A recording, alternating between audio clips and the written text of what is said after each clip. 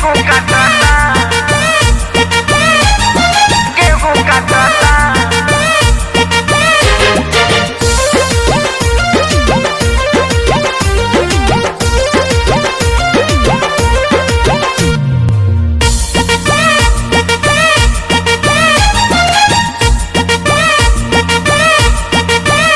गेहूं झड़ता खेत में सड़ता,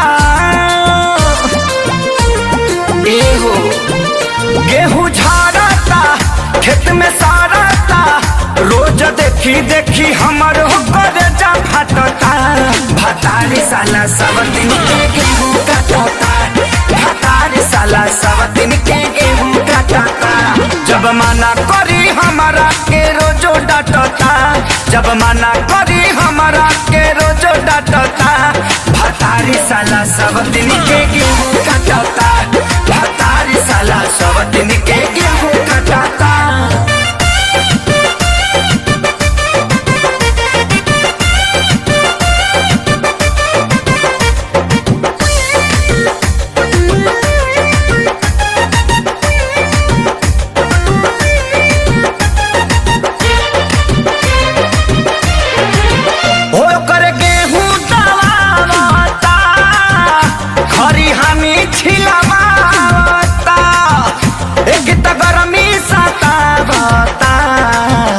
किसी तीसरी मुहावता ए सखी सुनो ना, ए हो कर गेहूं दवावता, हरी हानि छिलवावता।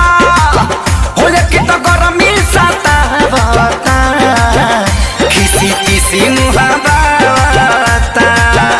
दुखवा साही हो कैसे कही हो, भइल कुकुर के रहन जूठे पतल चाटता। भतारी साला सब दिन के गेहूं काटता, भतारी साला सब दिन के गेहूं काटता। जब मना करी हमारा के रोजो डांटता, जब मना करी हमारा के रोजो डांटता।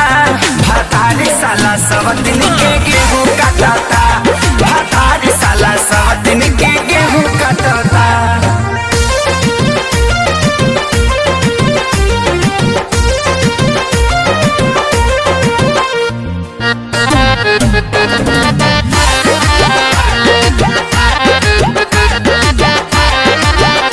मेरा मर्द खेसारी हो, निकले मुहवा से गारी हो। समझे हाथी के गेहूं तो अब कटा गइल सारी हो, सारी हो।